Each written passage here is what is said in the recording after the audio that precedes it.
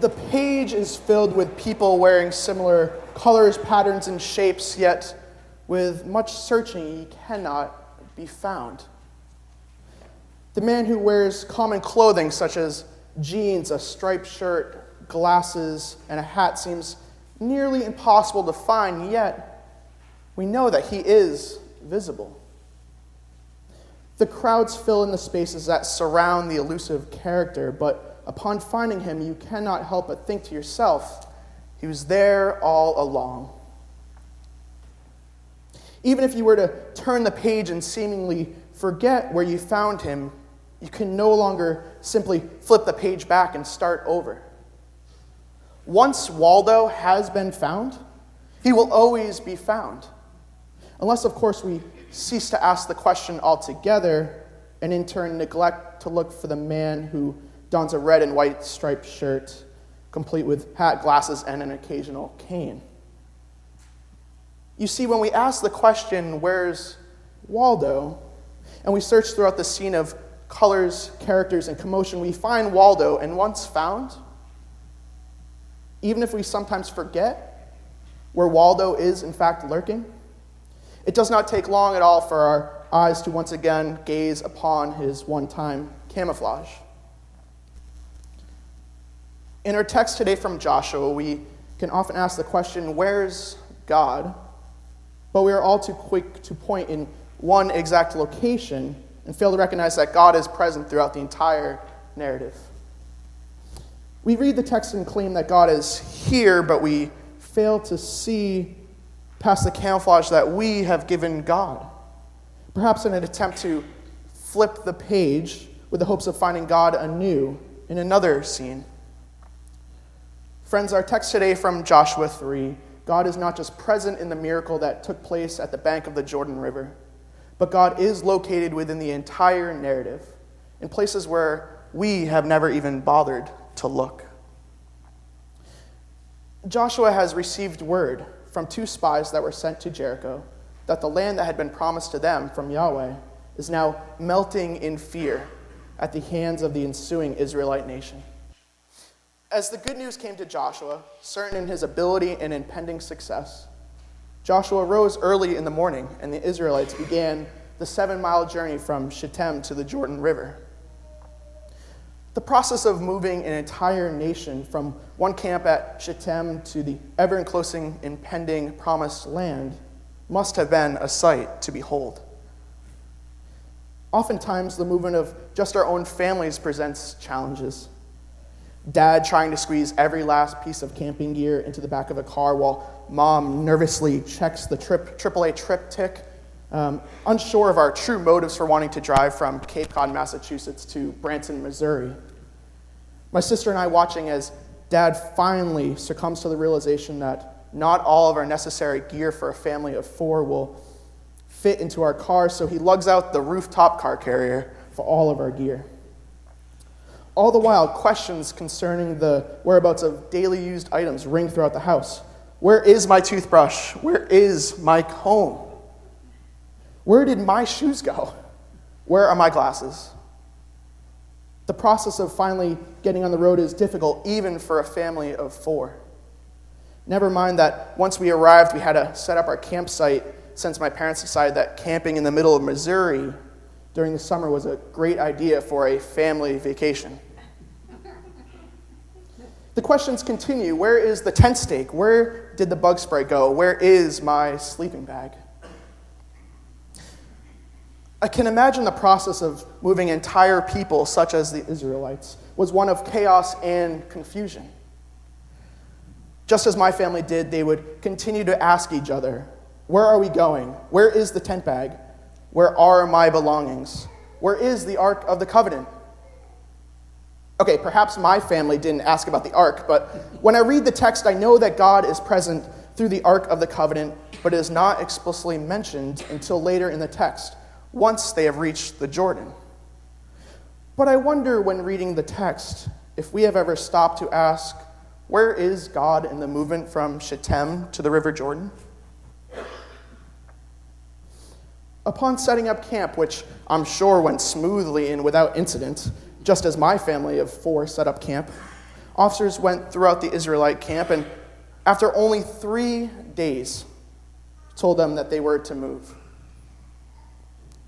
When were they to pack up and move?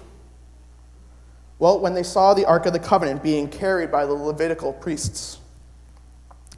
We now have the mention of the Ark, which tells us that the Ark was indeed present from their move from Shittim to the now 3-day-old encampment at the banks of the Jordan. Joshua now instructs the Israelites to consecrate or to make holy the entire nation of Israel, for when they see the Ark of the Covenant and begin to move, God is going to do amazing things. But let us ask the question again, where is God? Although we are not told in the text up till this point what God is going to do, we are told where God will be. The Ark of the Covenant is to be in front of the Israelites at a distance, a little over half a mile. Between the people and God, God will no longer be in the midst of the chosen nation, but in front, at a distance. A distance that is to be obeyed by everybody following the Ark. The location of God has changed from the trek previous from Shittim to the Jordan River. God is no longer in the midst of the people, but God is now at the front leading the people. Finally, with God now set at a distance from the nation of Israel, Joshua in verses 9 through 13 informs the Israelites about the amazing event that they are to witness. They are to be watchful for the Ark of the Covenant and follow the Ark from a distance and witness God revealing God's ability to transform nature and to keep the promise for the nation of Israel. The people of Israel will know that the living God is among them, not only because God will drive out those living in the land, but also because of the Ark of the living God will go before them into a dry Jordan River.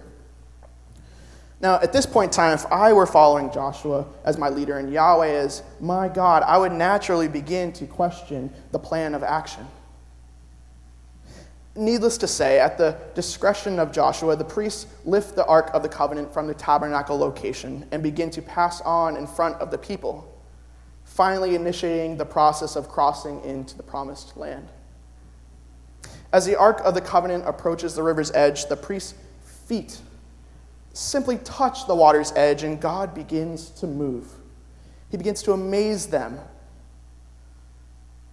The river's flow is cut off from upstream and begins to pile up in a great heap out of sight of the onlooking Israelites.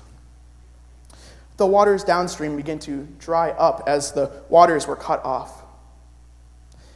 The priests, now still only at the banks of the Jordan, proceed to move the Ark of the Covenant to the middle of the now dry river.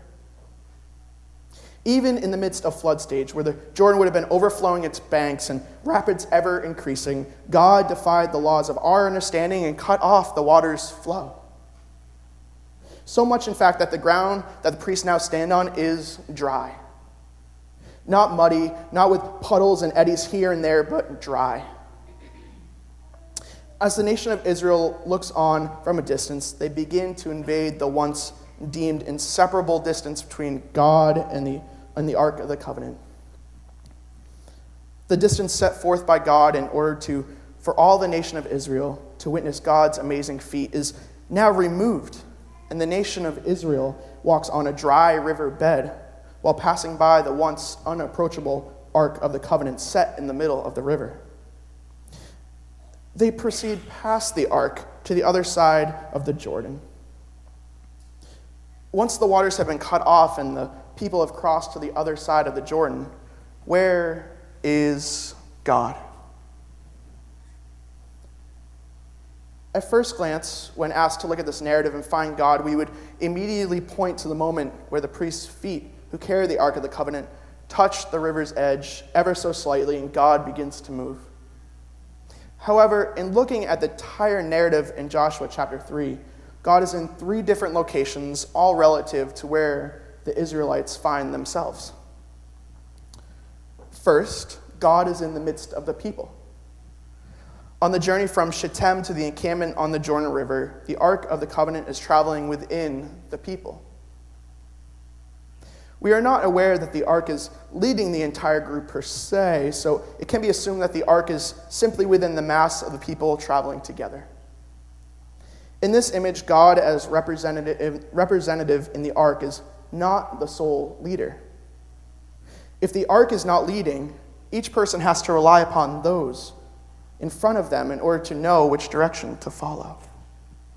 Further, while in the midst of the entire nation of Israel, who can actually see the ark? There is a sense of comfort and intimacy when God is in the immediate gathering, yet the question remains, who is leading if God is in the midst of the people? Where is God? As the Israelites move from their encampment near the Jordan, the Ark of the Covenant is hoisted by the Levitical priests and now assumes a position where God is leading the people from the front. The entire nation of Israel can now see the Ark of the Covenant, and as such, all are following one leader. At a distance that they were told to keep from the ark, no one person was unable to see the amazing wonders that was done by God. It leaves no doubt as to who performed the miracle, since all could see. As a group, there was clear movement on behalf of the ark because the ark was not affected by the movement of the crowds. Each and every person in the group knew where to go and did not have to rely upon those in front of them to lead because God was leading. Where is God? Finally, as the waters piled up and the Jordan River revealed a dry riverbed, God was in the middle of the river, completely still, as people passed by. The Israelites now had a leader whom God exalted. They were now following Joshua as they passed by the ark and onto the far shore of the once imaginable promised land. As each person stepped foot from the bank and onto the dry riverbed, the Ark of the Covenant sat still in the middle of the river, encouraging those with a visual presence that they were in fact heading in the right and safe direction. It told those who had been journeying for some time that they were closer to their destination. They had been seeking the promised land, and now the ark sits in the middle of the dry Jordan River, and it showed them that they were almost there. As they took each step with increasing excitement and passed by the Ark of the Covenant and reached the other side, the promised land, each individual could look back and see that God was still remaining still in the middle of the dry Jordan River. It must have been a reminder to those who safely delivered them to the bank and to the promised land. God is still in the middle of the dry riverbed, allowing those to closely pass by the formerly distant Ark of the Covenant. Where is God?